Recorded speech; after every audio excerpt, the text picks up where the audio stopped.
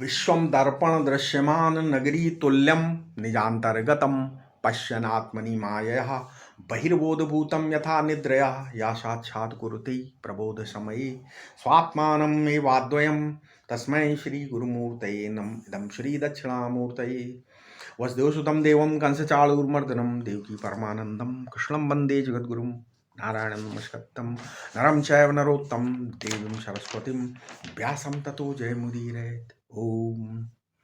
इस वीडियो में पिछले 12वें अध्याय के 5 श्लोक हो गए थे। इस वीडियो में 6ठा श्लोक। तो इसमें 6 और 7 दोनों एक साथ ले लेते हैं। 2 श्लोक क्या है?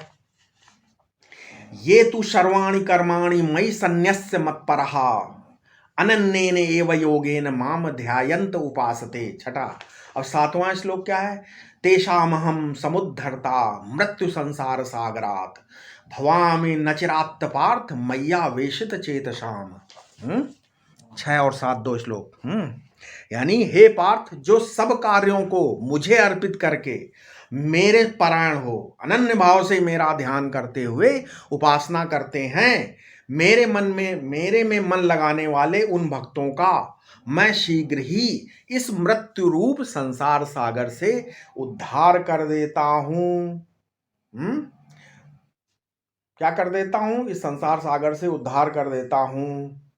यानी अब सगुण साकार को देखो। अच्छा, देखो हम लोग क्या है, हम शांकर संप्रदाय के कुछ ज्यादा नजदीक है ना। हम तो हमारे अंतःकरण में शांकर संप्रदाय का ही संस्कार है। इसलिए जब कोई ऐसी बात सामने आती है कि यहाँ साकार है, द्विभुज है, चतुर्भुज है और ये क्या विराट है क्या, तब हम उस दृष्टि से विचार करते हैं। उसमें इसमें विरोध की कोई बात नहीं। विराट में भगवत भाव माने सर्वत्र भगवत भाव और राग द्वेष का अत्यंत निवारण। ये देखो श्याम, ये देखो श्याम, श्याम ही श्याम। एक और ये वृंदावनी संगीत है और दूसरी ओर इसमें सर्वत्र भगवत भाव है। कितना समन्वय हो गया ना।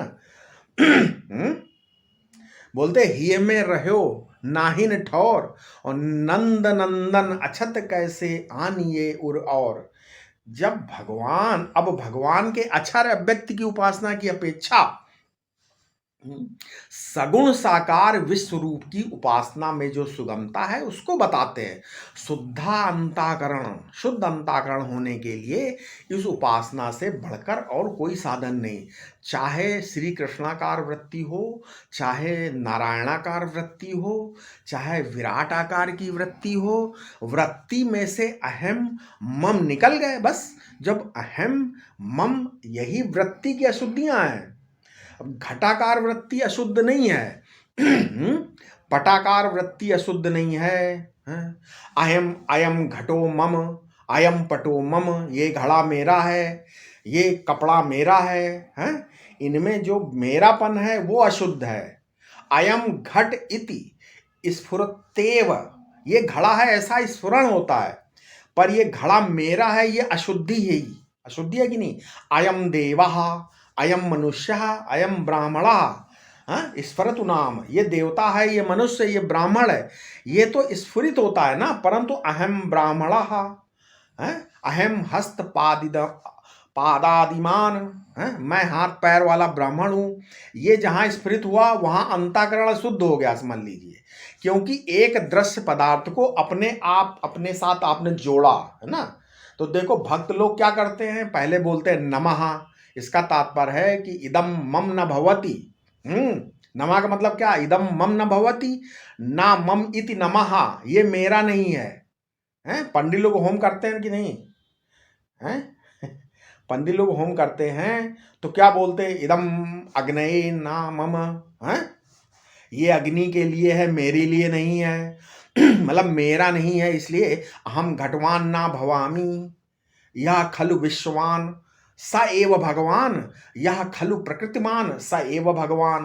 मैं घट वाला नहीं हूं, जिसकी ये सारी दुनिया है, और जो प्रकृति वाला है वही घट वाला है। मतलब इसमें मैं मेरा जोड़ना ही अंतःकरण की अशुद्धि है। भक्त लोग अव्यक्त अक्षर की उपासना नहीं करते, उसको नहीं जानते, परंतु सर्वाणि कर्माणि मयि सन्न्यस्त मत्परः, इसको जानते हैं। नहीं, भक्ति धर्म की यही एक विशेषता है। ये स्मार्त धर्म पर कटाक्ष है और स्रोत धर्म पर भी कटाक्ष है, क्योंकि वहाँ यज्ञ विशेष के द्वारा ही, कर्म विशेष के द्वारा ही आराधना होती। ऐसी भूमि हो जहाँ कृष्णासार मृग विचरें, ऐसा बसंत आदि काल हो जिसमें ब्राह्मण क्षत्रिय आदि अधिकारी हों, ये सब यज्ञ यज्ञ पदार्थ हों, इन मंत्रों का उच्चारण है इस विधि से, हविष्यदान, तब यज्ञ कर्म संपन्न होता। किंतु भक्ति में कर्म विशेष की जरूरत नहीं है।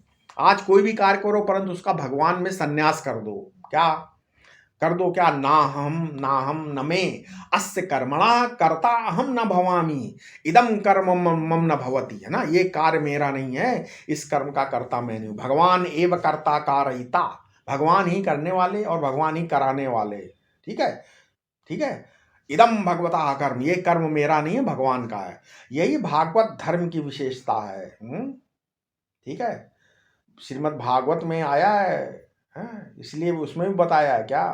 कायेन वाचा मनसे इंद्रियवैर्यः बुद्ध्या आत्मनः वानुसुतस्य भावात् करोति यद यद यत संकल सकलम परस्मै नारायणायेति समर्पये तत्। भागवत के 11वें स्कंद में बताया है। मतलब ये तो विशिष्ट भागवत धर्म है। भागवत में करोति पाठ है, करोति, लेकिन मुझे, ठीक है, करोति, लेकिन श्रीधर स्वामी ने कायेन वाचा के व्याख्यान में लिखा कि भगवद अर्पित सर्वकर्म ही धर्म है।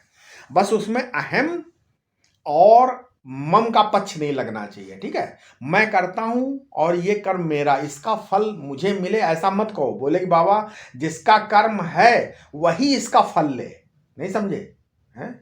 इस तरह अद्वैत सिद्धि के लेखक श्री मधुसूदन सरस्वती कहते हैं कि आप अद्वैत सिद्धि बनाने वाले की निंदा करो चाहे तारीफ करो, लेकिन मई नासत्वेत, मई नासत्वेव कर्तत्वम अखंडानुभवात्मनि, मतलब मैं अद्वैत सिद्धि का कर्ता नहीं हूं, मैं तो अखंडानंद हूं। जिसने बनाया है उसकी निंदा स्तुति करो, मैं तो अखंड अनुभव रूप पर ब्रह्म परमात्मा हूं। वैष्णव लोग क्या बोलते हैं? यत कृतम यत करिष्यामि तत्सर्वम न मया कृतम, मैंने कुछ नहीं किया महाराज, है ना। त्वया कृतम त्वम फल भुग, ये सब कुछ आपने किया है तो अतः आप फल भी आप ही भोगिए। ये है वैष्णव धर्म, यही है भागवत धर्म। आजकल काशनी धर्म, सीतारामी धर्म अलग अलग हो गए, राम का अलग हो गए, कृष्ण अलग हो, लेकिन ये गलत। तो वैष्णव धर्म कह देने पर सबका समावेश नहीं होता। सीतारामी कहेंगे कि हम विष्णु के उपासक नहीं है, हमारे तो सीताराम, तो सीताराम तो विष्णु से भी परे हैं, हमारे राधा कृष्ण तो विष्णु से परे हैं। तो चलो इनका नाम भागवत धर्म रख लो। ठीक है, भगवान ब्रह्मा विष्णु महेश सबसे परे हैं, अतः इनका नाम भागवत धर्म है। ठीक है, सन्नस्स मत परहा, भगवान के परायण हो जाओ, मारो तो मर जाए, जिलाओ तो जी जाए, है ना। नहीं, भगवान के सन्नस्स मत परा हो जाओ, है ना। अगर भगवान खिलाएंगे तो खाओ, नहीं तो भूखे रहो। अनन्येव योगेन, बस कहीं दूसरे का योग नहीं, जहां देखो वहीं भगवान, माने हर हालात में भगवान का ध्यान बना रह सकता है। फिर माम ध्यायन्त उपासते, अब भगत जी तो लगे भगवान के ध्यान में। श्रौत धर्म हिंसा बहुल है और भागवत धर्म में न हिंसा बाहुल्य न आचार बाहुल्य है, इनमें दोनों की अपेक्षा स्वरूपता वैलक्षण है। तेषाम महम समुद्धरता, अब देखो इस भागवत धर्म में विशेषता क्या है? ये विशेषता है कि औरों को तो खुद तैरकर पार होना पड़ता, परंतु भगवान का भक्त भगवान के ध्यान में मग्न हो जाता और भगवान उसका उद्धार करते हैं। ठीक है, तेषामहम समुद्धरता, भक्तराज इस संसार सागर में जो सारे जीव ऊब चूब रहे हैं ना, डूब रहे हैं, उतरा रहे हैं, उन्मंजन निमंजन कर रहे हैं, इनको खुद अपने बल से तैरने निकालने की जरूरत नहीं होती। मैं ही इन्हें अपनी गोद में मैं ही इन्हें अपनी गोद में उठाकर पार करवा देता हूं। इसलिए मेरे प्यारे भक्तराज तुम नाव पर बैठो, मैं उठाकर तुम्हें बिठा लेता हूं। जब भक्त कहता महाराज हम भी जरा डांड में हाथ लगाएं, तो कहता तुम बैठो और मेरी ओर देखो, बस मैं तुम्हें देखूं, तुम मुझे देखो, नाव चलने दो, ये डूब नहीं सकती क्योंकि मैं इस पर बैठा हूं। आओ हम परस्पर एक दूसरे के सौंदर्यामृत का पान करें। तुम मेरे प्यारे भक्त, हम तुम्हारे प्यारे भगवान। इसलिए बोलता भवाम न चिरात पार्थ। भक्त भगवान से पूछता है कि पार होने में देर लगेगी। भगवान कहते बिल्कुल नहीं, क्योंकि भक्त को तो समय का पता ही नहीं लगता। मैया आवेशित चेतसाम, उसने जो अपने चित्त को मुझ में आवेशित कर दिया, इसी से भक्त मरता नहीं। जब उसके पास मौत आती है और उसके सूक्ष्म शरीर को स्थूल शरीर से अलग करने के लिए ढूंढती है, तब भक्त का सूक्ष्म शरीर उसके स्थूल शरीर में मिलता ही नहीं। वो क्यों नहीं मिलता? इसलिए कि वो तो वहां रहता ही नहीं, वहां तो भगवान में रहता है। वो तो भगवान में मौत देखती कि अरे इसके हृदय में तो चतुर्भुज है और इसके हृदय में द्विभुज है। इसके हृदय में तो विश्व रूप विराट भगवान बैठे हैं, ये कैसे मरेगा बाबा? मृत्यु बारंबार आकर लौट जाती है, संसार सागर में उनका डूबना तो संभव नहीं है, मौत उनको छू नहीं सकती है। ठीक है नहीं? अब देखो भगवान ने दो बातें कही, सर्व कर्म समर्पण और अनन्य भाव।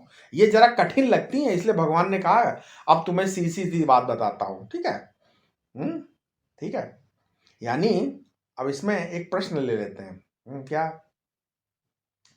अब भाई आत्मनिवेदन का, जैसे बोलता ना अनन्य चिंतन की बात कही, फिर अनन्य शब्द आवे वहां एक निष्ठा समझनी चाहिए। अनन्य का मतलब एक निष्ठा, और जहां संन्यास शब्दों संन्यास्य है शब्द का प्रयोग, वहां आत्मनिवेदन। आत्मनिवेदन का क्या स्वरूप है? प्रश्न कोई पूछता है, उसका उत्तर निरंतर भगवदाकार वृत्ति का प्रवाह और संसाराकार वृत्ति की निवृत्ति ही आत्मनिवेदन है, संन्यास से। ठीक है?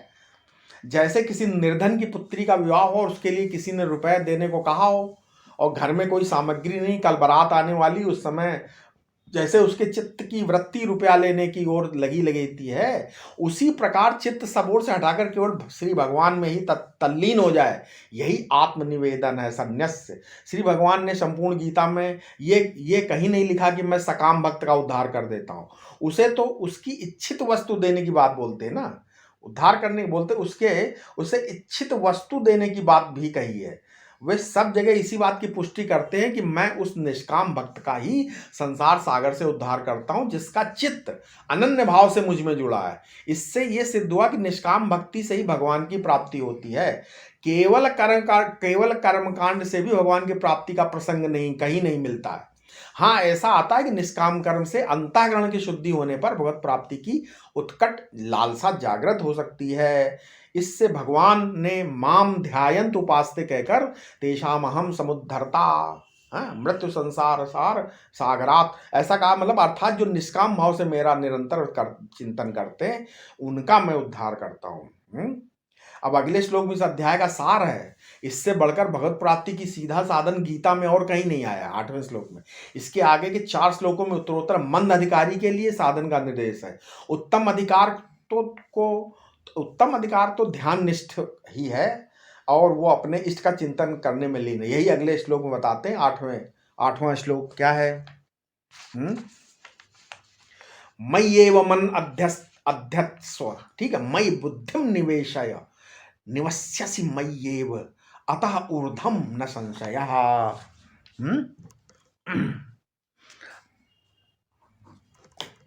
8वां, यानी तुम मेरे में मन स्थिर करो और मुझ में ही बुद्धि को लगाओ, फिर तो मुझ में ही निवास करोगे, इसमें संशय नहीं है।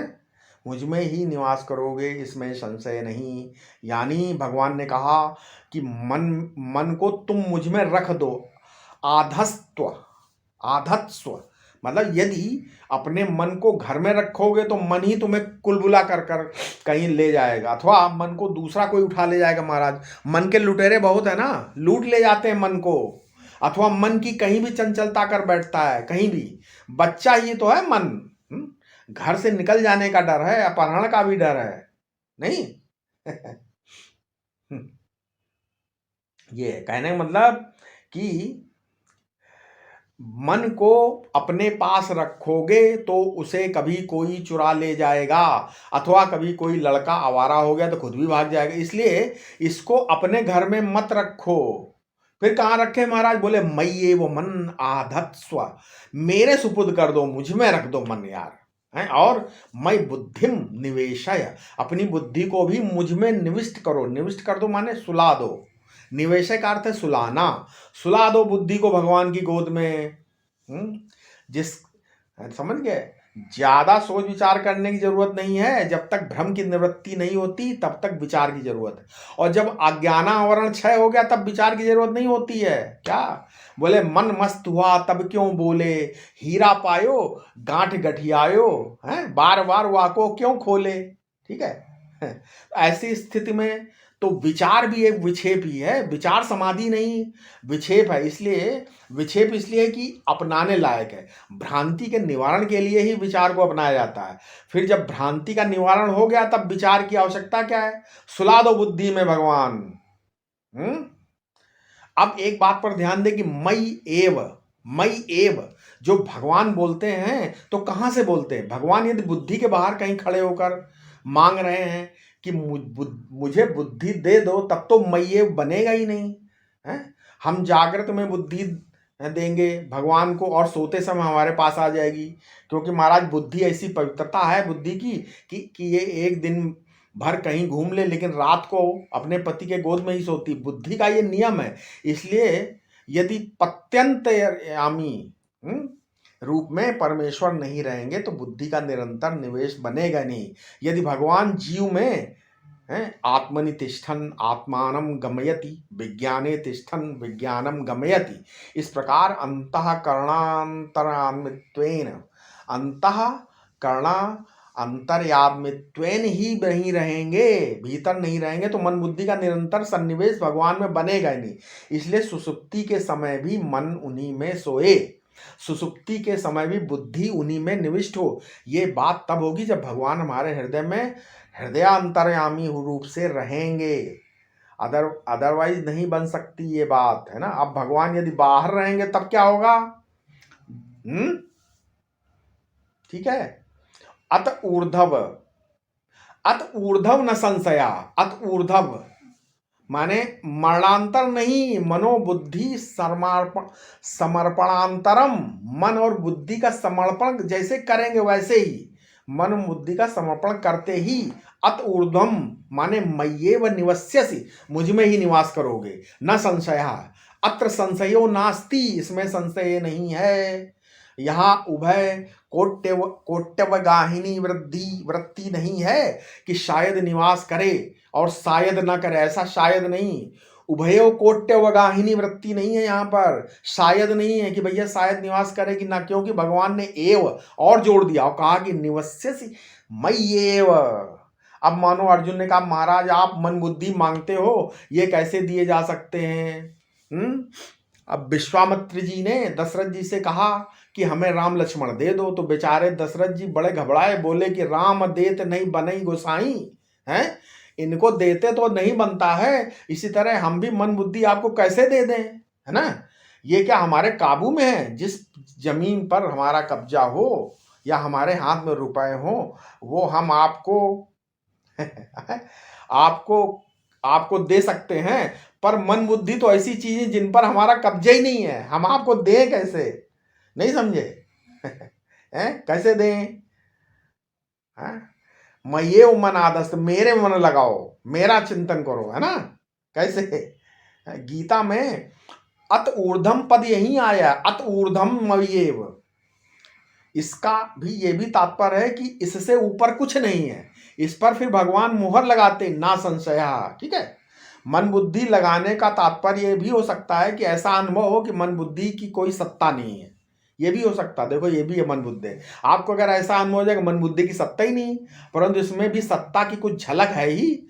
अतः उत्तम तो यही कि मन बुद्धि फुरे ही नहीं, मन बुद्धि गायब ही हो जाए, किसी भी समय सुख की प्राप्ति या दुख की निवृत्ति की इच्छा ना हो, ना सुख की प्राप्ति की इच्छा हो, ना दुख की निवृत्ति की इच्छा हो।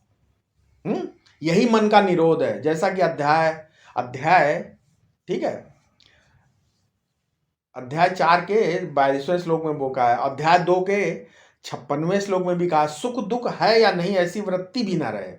यही मुझ में मन बुद्धि का लगाना है या निरोध है। और यही सबसे ऊंचा अभ्यास है कि सुख दुख की वृत्ति ही नहीं रहे, है ना। अतः सुख दुख और आत्मा के मध्य में जो संधि है वही समवृत्ति है। नहीं, सुख और दुख और आत्मा के मध्य में एक संधि है ना, जहां जुड़ते हैं दोनों, वही समवृत्ति है। और ये वृत्ति हेयोपादेय भाव से शून्य है। सब कुछ करते हुए भी जो इस वृत्ति में स्थित रहता है वो सबसे ऊंचा अभ्यास है। इसी को निर्गुण उपासना भी कहते हैं। परंतु ये प्रसंग भक्ति परक है, क्योंकि यहाँ भगवान मई शब्द का प्रयोग करके साक्षात अपनी ओर ही इंगित कर रहे हैं। तथापि प्रसंगवश निर्गुण उपासना की भी बात कह दी यहाँ पर। अब अगले श्लोक में जो ध्यान में असमर्थ है, मान लो, उस मध्यम अधिकारी के लिए भगवान अपनी प्राप्ति का उपाय बतलाते हैं। 9वां श्लोक क्या है? अथ चित्तम समाधुतम न शक्नोषि मयि स्थिरम अभ्यास योगेन ततो माम इच्छाप्तुम धनंजय। हे धनंजय, यदि तुम मुझ में मन को स्थिर ना कर सको तो अभ्यास योग के द्वारा मुझे प्राप्त करने की इच्छा करो। हैं? अभ्यास योग, यानी यहां दो बातें आ गई। पहली बात यह कि मन बुद्धि को भगवान में अर्पित कर दो और अर्पण के समकाली भगवान में निवास करो। भगवान कहते हैं कि अथ चित्तम मनश्च बुद्धिम चा समाधातुम न शक्नोषि। यदि तुम मन और बुद्धि का समाधान मुझ में नहीं कर सकते हो तो मैं उसका उपाय बताता हूं। देखो, क्या समाधान का मतलब होता है? दफनाना।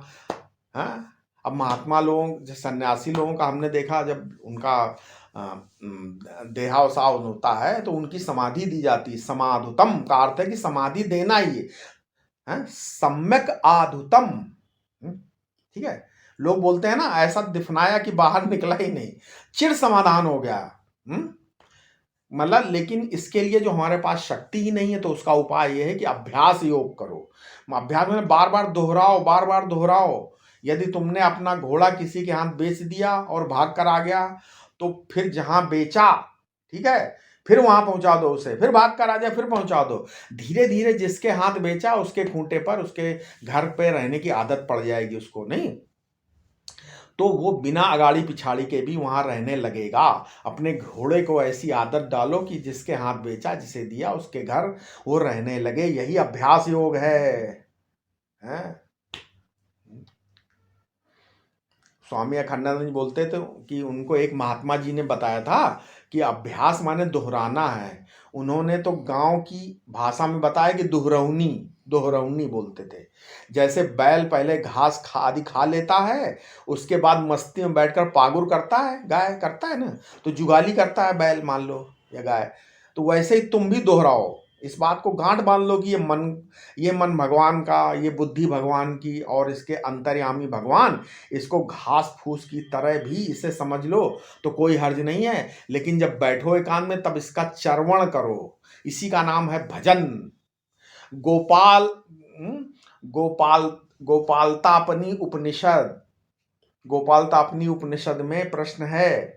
उसमें प्रश्न है कि भाई भजन किम नाम भजनम, मतलब भजन किसको कहते हैं? तो उसका उत्तर उसमें दिया हुआ है, भजनम नाम रसनम पुनः पुनः आस्वादनम। मतलब भजन माने स्वाद लेना। ये मन मेरा नहीं, भगवान का है। ये बुद्धि मेरी नहीं, भगवान की है। ये अल्पज्ञ की नहीं, सर्वज्ञ की है। ये अल्प शक्ति की नहीं, सर्वशक्ति की है। जिसका सब कुछ है उसकी ही है ये। तुम इसको अपनी मानकर क्यों बैठे हो? यदि कहो कि महाराज अभ्यास भी नहीं बनता है तो लो और उपाय सुन लो। अच्छा, अब 1 नंबर की बात रही मन बुद्धि का समर्पण, 2 नंबर की बात हुई अभ्यास। नहीं, बुद्धि का समर्पण भी नहीं हो रहा, अभ्यास भी नहीं हो रहा, तो क्या करना है? इसलिए अब इसमें अगले श्लोक, इसलिए अगला श्लोक बताते हैं क्या करना है। भगवान की बाह्य सेवा अभ्यास होगा, अर्थात मेरी सेवा, पूजा पाठ, स्वाध्याय, सत्संग द्वारा मुझे पाने का प्रयत्न करो। अगला श्लोक जो कनिष्ठ अधिकारी के लिए है ना, जिससे अब बोलते कुछ भी नहीं हो रहा है, तो बोले क्या करें भगवान? तो बोले अच्छा, ये भी नहीं, अभ्यास में नहीं हो रहा, चलो एक और तीसरा बताते उपाय। क्या है? अभ्यासे अप्य असमर्थो असि मत कर्म परमो भव मदर्थम अपि कर्माणि कुर्वन्न सिद्धिम वाप्स्यसि। यानी यदि तुम अभ्यास में भी असमर्थ हो, मान लो, तो मेरे लिए कर्म करने में तत्पर हो जाओ और निष्काम भाव से मेरे लिए वर्णाश्रमोचित कर्म करने पर भी तुम सिद्धि को प्राप्त करोगे, अर्थात तुम्हें मेरी प्राप्ति होगी। ऐसा बोला है भगवान ने 10वें श्लोक में। क्या भगवान कहते हैं कि यदि मन बुद्धि के समर्पण का अभ्यास नहीं बनता है तो जो मत कर्म है, मेरे लिए पूजा है, मेरे लिए पाठ है, मेरे लिए जप है, मेरे लिए भोजन पकाना, भोगला, मेरे लिए झाड़ू लगाना, वो सब करो। साफ साफ मालूम पड़े कि तुम मेरे लिए कर्म कर रहे हो। मत कर्म परमो भव, तुम मेरे लिए किए जा रहे हो। कर्म के परायण हो जाओ, दिन रात भगवान के लिए कर्म करो। अच्छा, जो लोग कहते हैं कर्म करते समय भगवान का विस्मरण हो जाता है, भूल जाते हैं हम, उन भले मानुषों को चाहिए कि थोड़ा विचार करें। अरे जिसके लिए रोटी बनाते हो उसका भी क्या विस्मरण हो जाता है? जब रोटी दूसरे के लिए बनाते हैं और याद दूसरे की करते हैं तब विस्मरण होता है। यद्उद्देश्यक कर्म होता है, तद विषयक विस्मरण नहीं होता है। ठीक है। यानी इसलिए मेरे लिए कर्म करो, मेरे लिए कर्म करोगे तो तुम्हें सिद्धि मिलेगी। नहीं क्या मदर्थम अभी कर्माणि कुर्वन् सिद्धिम वाप्स्यसि। यहां सिद्धि का अर्थ अंतःकरण शुद्धि है। सिद्धिम वाप्स्यसि का अर्थ है अभ्यासम अवाप्स्यसि, मतलब कि पुनः पुनः समर्पण की भावना जागृत हो जाएगी। और पुनः पुनः समर्पण की भावना जागृत होने से मन बुद्धि का भी समर्पण हो जाएगा। ठीक है नहीं? और वो समर्पण ही सिद्धि है, वही अंतःकरण की शुद्धि है। अब इसके आगे हम अपने अगले वीडियो में बताएंगे। कृपया इस वीडियो को साझा करें लोगों में। ठीक है। ओम शांति शांति शांति।